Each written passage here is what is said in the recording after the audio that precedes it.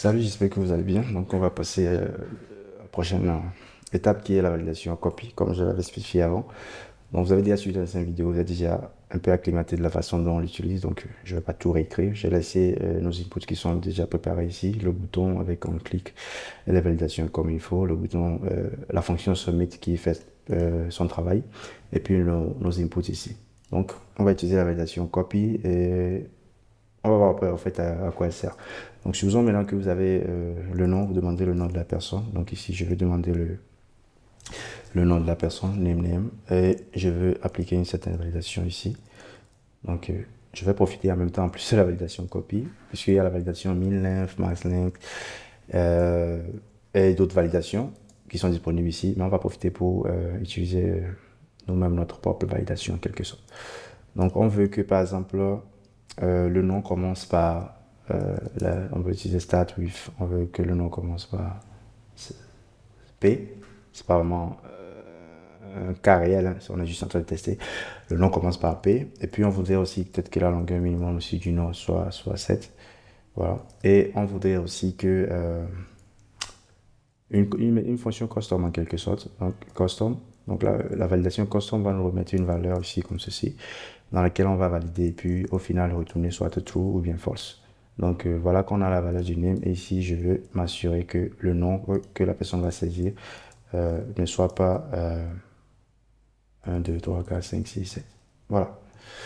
Maintenant, voilà mes validations qui sont ici pour mon premier input. Donc dès que je viens ici, j'ai déjà mon input ici et si je commence par saisir, normalement ça devrait passer, mais on n'a pas de message d'erreur. Je vais définir rapidement le message d'erreur ici, individuellement bien sûr. Donc je vais mettre ici message ici, donc min 7 et la valeur pour valider 7. Start with un message clair, min message plutôt commence par, ou on doit commencer par P. Voilà. Et la valeur ici, c'est P. Ensuite, le custom, voilà. Maintenant, on veut un message pour notre custom ici. On va prendre une deuxième méthode ici qui s'appelle cette erreur message ici. Donc, comme ceci. Et donc, on fait comme ça. Donc, const valide est égal à ceci. Si c'est valide lorsque la valeur n'est pas 1, 2, 3, 4, 5, 6 et 7. Donc, on va vérifier ici. Si c'est un peu valide, alors on met à jour le message d'erreur et on lui dit doit pas être 1, 2, 3, 4, 5, 6, 7. Voilà. Et on retourne bien sûr le résultat de la validation. Maintenant, on a fini de valider nos noms comme il faut. Et je pense que si on se met à taper ici, voilà, il nous dit que ça doit commencer par un P. Donc, on met P ici et il est tranquille. Maintenant, il nous dit qu'au minimum, c'est 7 caractères. Donc, on va continuer.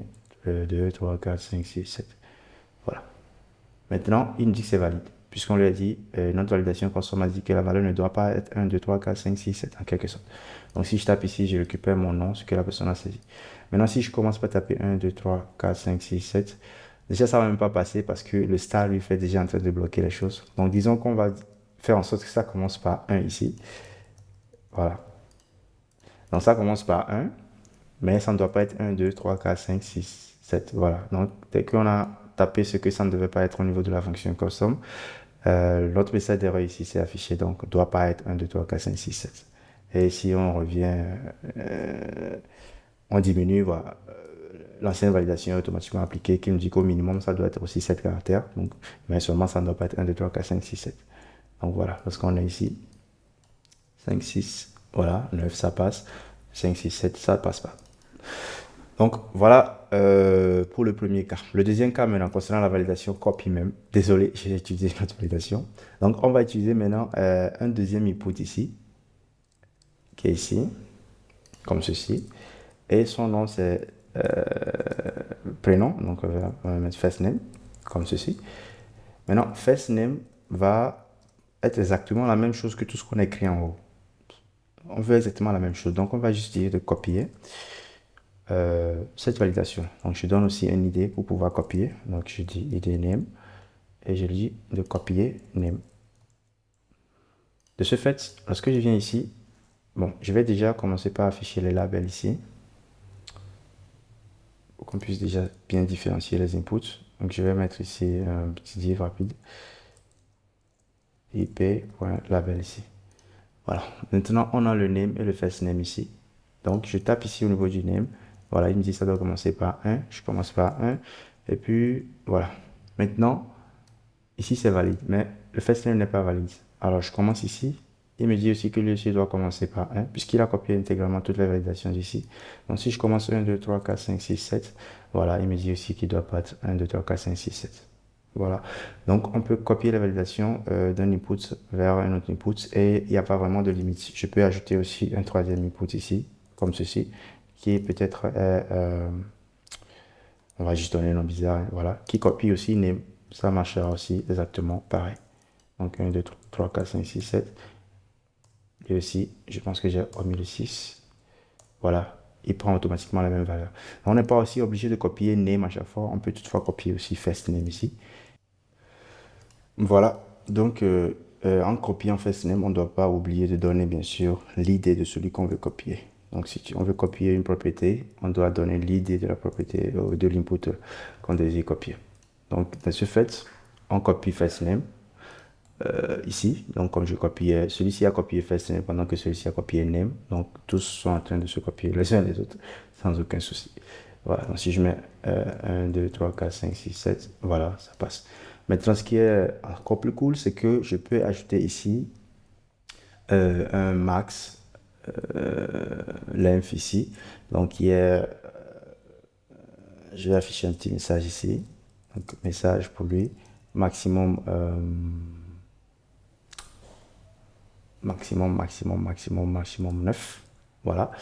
Et on donne une valeur ici, 9.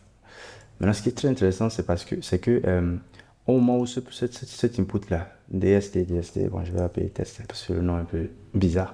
Donc, au moment où le test copie first name, il copie non seulement les propriétés qui sont ici, mais il copie aussi ce qui appartient à first name. Donc, normalement, le max ici, la validation du max ici, devrait s'appliquer à test et puis first name, mais elle ne devrait pas s'appliquer à name. Donc, si on vient ici, et, bon, 1, 2, 3, 4, 5, 6, 7, qu'est-ce que j'ai tapé? 1, 2, 3, 4, 6, 6, 7. Voilà.